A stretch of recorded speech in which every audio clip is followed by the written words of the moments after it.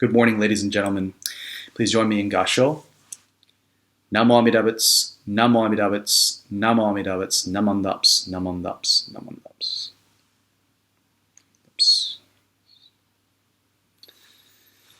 Good morning, ladies and gentlemen, and thank you for joining me today on this Sunday. It was a real pleasure to see everybody last week at our Obon service, and I hope that you were able to participate and attend. While I do hope that we are going to be able to meet in person in the near future, it was a real breath of fresh air to see everyone's faces again for the first time, what felt like forever, and to dance together all the old traditional dances in the 110-degree heat underneath the lanterns. It was very nice, and it was kind of like a break from like the long dog days of summer. So that was a real treasure, a real treat, and I was very grateful for that. But as our week moves along, we are now participating in yet another holiday. And of course, this holiday is Father's Day. And so from the bottom of my heart, I say, Happy Father's Day to all the dads out there. And then, for me personally, this is a very important Father's Day because it's the first Father's Day I'm actually participating in as an actual father. All right. I have to say, it feels odd being on the receiving end of the celebration, and that's largely because I have not been a father for very long. My daughter is only a month old to this point. And while I have done my fair share of changing diapers and feeding, and of course I've lost a ton of sleep over the last month, I have to say that as far as being part of the club, the Fathers Club, I'm still very much like a junior member because my daughter still has a whole lifetime to go. And so I'm just getting my feet wet as far as that's concerned. Now that being said, being on the inside of the Fathers Club, even though you're just as a junior member, I have to say that it does offer a little bit of perspective and makes me look at Father's Day a little bit differently than I had previously. So I've always been on the outside, and I've always been grateful to fathers and father figures and that kind of thing. But when you actually spend the time changing the diapers and providing as much as you can and trying to do all the tummy time and all the leg exercises and being on top of all the feedings and the schedules, it changes your perspective into the amount of time and effort that goes into the raising of a child. And so it really does make you way more grateful in terms of everything that a father does in terms of raising somebody, because it is exhausting. And you guys have been doing this for a really long time, so credit to you. Father's Day as a whole, as a result of that, is an opportunity to say thank you to all the fathers of the world. And to really mean it when you say thank you. It's an opportunity to stop and reflect on all of the gifts that our fathers and father figures have imparted on us throughout our lives. Now, of course, this could theoretically be something like providing, right? And taking care of a child. But I think on a much deeper level, some of the things that we can be the most grateful for from our fathers and people that have played the roles of fathers in our lives are the lessons that they've handed down, the teachings that they've handed down to us. And whether our fathers are here with us today or whether they're not, those lessons, those morals, that backbone of who we are continues to persist and guide us into who we are as people, help us grow into what we'll become as people. In essence, our fathers give us a gift when we're young, and that is a gift of a beginning. They kind of give us the start of a story that we get to continue, that gets handed down.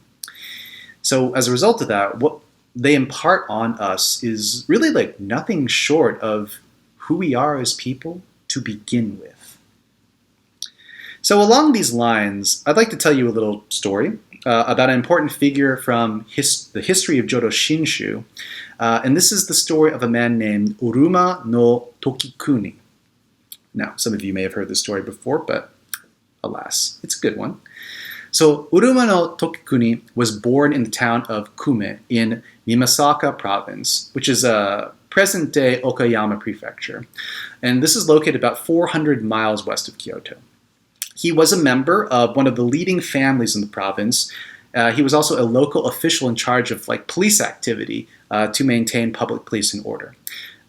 He's kind of a policeman, I guess is what you could say. So working for one of the major houses at the time, he was, of course, in charge of keeping the peace. He arrested bandits. He sorted out local infractions and maintained order throughout the community in which he lived. He was, by all accounts, a stalwart and, of course, respectful officer of the law at the time. And eventually, he got married to the daughter of a merchant, a daughter of the Hada family, whose ancestors had come from China and whose business was silk products. So the Hada family was very wealthy and therefore one of the more powerful families in the province. And as a result, you could kind of think of this man and wife as something of a power couple, right?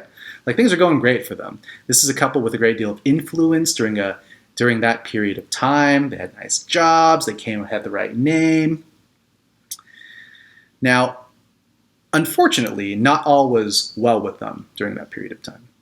Tokikuni and his wife were unable to have children for a really, really long time.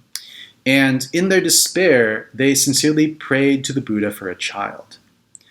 One night, Tokikuni's wife had a strange dream in which she swallowed a razor blade. And Tokikuni rejoiced because in his mind, he felt that this was a good omen of all things, and it predicted the birth of their son. Now, dreams, as you know, had a profound impact and implied many different spiritual meanings back in the 1100s. And Tokikuni was one who followed this type of thinking. Why swallowing a razor blade suggests this implies the birth of son? Not exactly sure. Sounds quite terrifying and awful, but this is what Tokikuni believed. And whether it was a ill-conceived notion or not, this strange dream, or at least the interpretation of it, foreshadowed what actually was to come. And on April 7th, 1133, his wife gave birth to a boy. It was a very windy day, so they say, and it was said that, so it is said, and in the huge muku tree that stood over the west corner of Tokikuni's house, 2 white banners appeared out of nowhere and became caught in the branches, like tangled up in the branches, so to speak. And a few purple clouds apparently dotted the sky, and these all seemed to be, again, signs of blessings for the Tokikuni family. And the family could not be happier. When their son was born, they named him Seishi Maru. And the name Seishi came from the Bodhisattva Mahatsamapatra, one of the attendants of Amida Buddha, who of course symbolizes wisdom. And from early on, it was very clear that Seishi Maru embodied exactly that. He was wise and he was brave.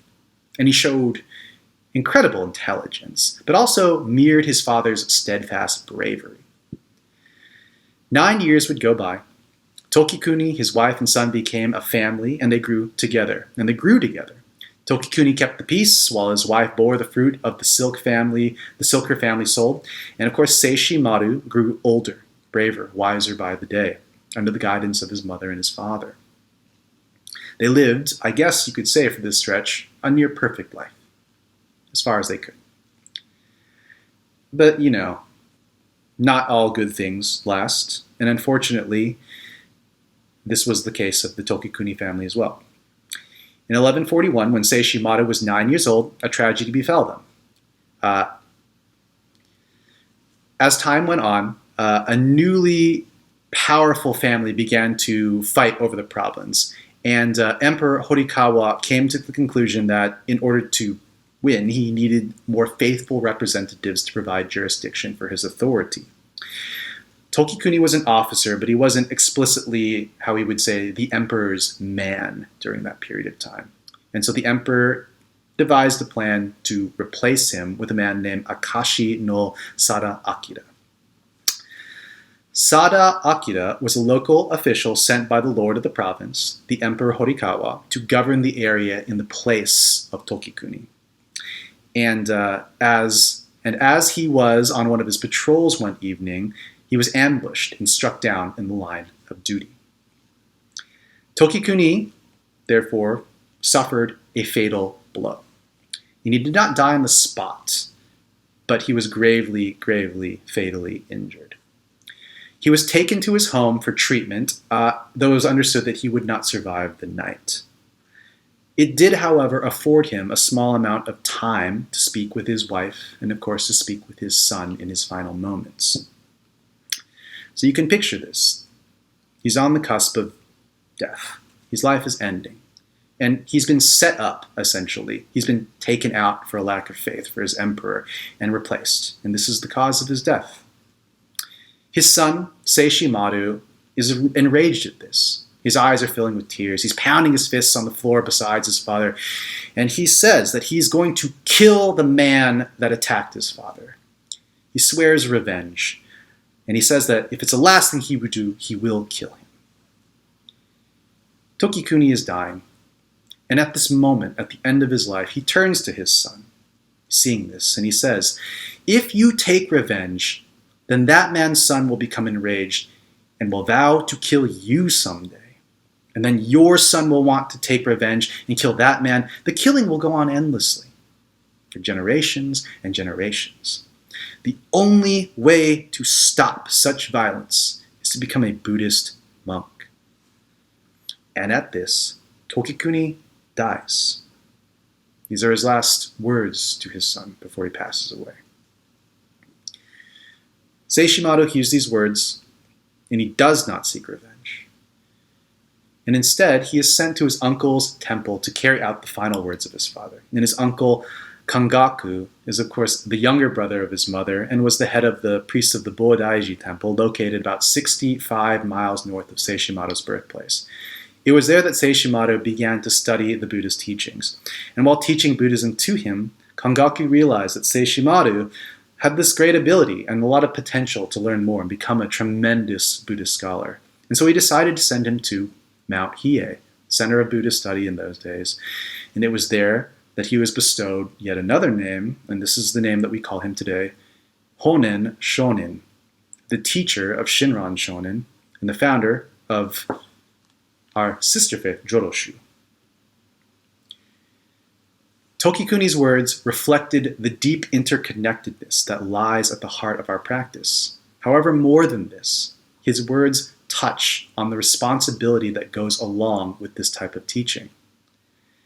It is the responsibility of all of us as followers of Jodo Shinshu to reflect on the actions and how our actions and how they affect others. But more than that, to refrain from continuing the cycle of harm as it will unfold endlessly if we do not. There are words of suffering hinting at the blind cruelty of people, but also they're words that embody a kind of hope, suggesting that we also have the potential to end this cycle, whether it be through our own mindfulness and through the practice of Buddhism or through the compassion of the Buddha. These words that mean more today almost than they ever have, as we have found ourselves fighting more and more about our differences with the rest of the world and amongst our own friends, family, neighbors. To fight with others only fuels more fighting, only causes more anger, and so on and so forth. This, of course, creates more suffering. This is the truth of war, in politics, family feuds, the workplace, literally everywhere. And as such, Honen Shonin lived his life by these words. He was one of the most profoundly influential spiritual leaders in the history of Japan, teaching all the men and women that all men and women could become enlightened through Shinjin, through the practice of saying the Nembutsu. However, more than this, Honen taught the words of his father in everything that he did. Honen never sought vengeance, never went, even after he himself was exiled, and even after many believed that he was a heretic for teaching the Dharma, and that flew in the face of many other teachings. He never fought back. And he said things such as, quote, "When you meet people who don't believe in the Nembutsu, avoid discussions with them, much less getting into a religious argument with them. When you see people who are different from you in your opinions and ideas, never be guilty of such a thing as depressing or reproaching them. Remember that you are about to create even more bad karma. And this is not your place. If you find a person longing for the land of perfect bliss and calling on the sacred name, even if he or she is from a far-off country, think of them with the compassion of a father or mother. Give your aid to those who are poor in the necessities of life." End quote. The final words of Honen's father as you can see from that, have a profound effect on everything his son would proceed to teach in the generation that followed. And today, the words of those who come before us have a very similar profound meaning. Today, we live our lives as part of one another, interconnected, as extensions of the stories of one another. This is never more true than reflecting on our relationships with our parents, our ancestors, in the way that our stories unfold through one another. The words of advice that we hand down to one another are but one example of this. The truths that we share with those who come after us, and how these words, these lessons, color the world. Tokikuni's life ended, tragically. But his story continued through his son, not because of something simple like genetics, but because of how he lived his life, because of his words. And so his story continues through Honen, and so on and so forth.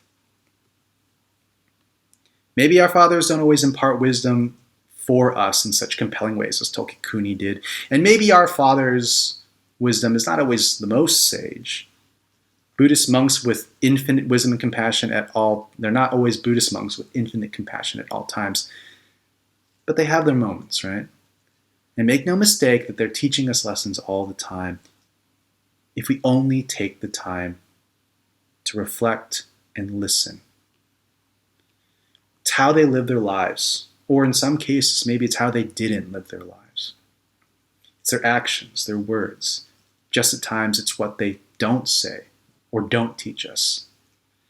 Whether it was what they intended or did not, everything they do sets the stage for everything that comes afterwards for us. And today is the day that we reflect on that. We reflect on those words, the words of our fathers and father figures, the stolid advice that has weathered years of experience, of tragedy and strength. Words that have somehow persevered through generations and become the truths that we hold most dear. Words that we live our lives by, words that we want to impart to others. As I look at my own daughter, this is a thought that weighs heavily on me, right? Because for the first time, I'm actually kind of being held to the standard of your words have meaning to a person, somebody, right? And I've begun to appreciate the weight of those words and my actions. And in a strange way, they don't really feel like my own as much as they used to. They feel like my father's words. They feel like my ancestors' words. And if I do it right, then, some of those might be hers as well. In simple words, we are our fathers. We are our mothers. We are all of our loved ones that have come before. And whether they're here with us today or not, and the stories that we continue to share, to weave, to tell, and how we live our lives is reflected, of course, in these stories. It's a powerful expression of the Dharma that does not end, and it only grows more compelling and rich with every kind of action. So from the bottom of my heart, I do say, Happy Father's Day. Please join me in Gassho. Namo Amidabutsu, Namo Amidabutsu, Namo Amidabutsu, Namondaps, Namondaps, Namondaps.